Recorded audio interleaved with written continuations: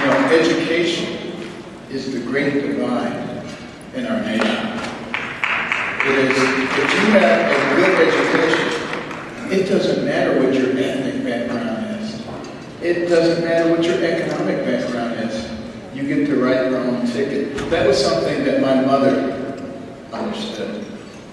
She was only able to cobble together up to a third grade education in rural Tennessee, where she was one of 24 children, got shuffled from home to home, finally got married at age 13, trying to escape from all of that. But realizing that she didn't have much of an education and thus not many opportunities, she really pushed us, my brother and me, to really get an education. We weren't very good students, I must admit. We were horrible students. I was probably the worst student you ever saw in your life. But, because she made us read books, which I didn't like very much, by the way, but back in those days, you had to do what your parents told you. So, I was reading those books, and as I started reading, even though we were desperately poor, between the covers of those books, I could go anywhere, I could be anybody, I could do anything. It made such an incredible difference. I started knowing things that no one else knew. And in the space of a year and a half, I went from the bottom of the class to the top of the class. The same students who used to call me dummy in the 5th grade were coming to me in the 7th grade saying, "Hey, how do you work this problem?" And I said, "Sit at my feet, youngster, while I instruct you." I was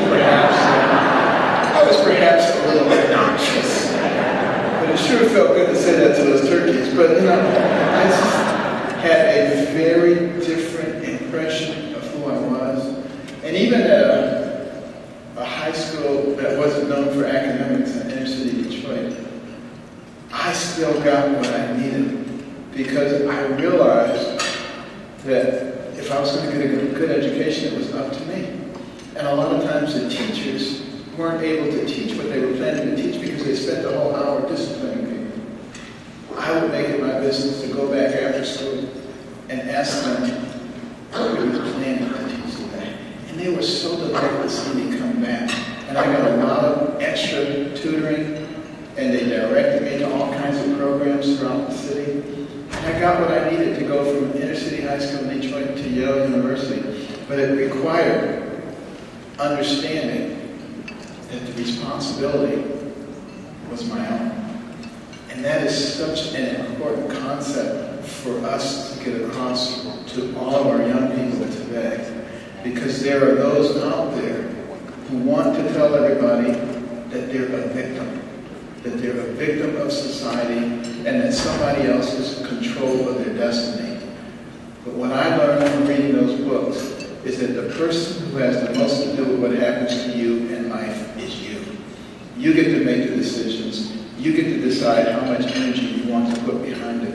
And I guarantee you, you take any child and you get him to understand that, you're going to have a person who will be successful. It doesn't matter where they come from.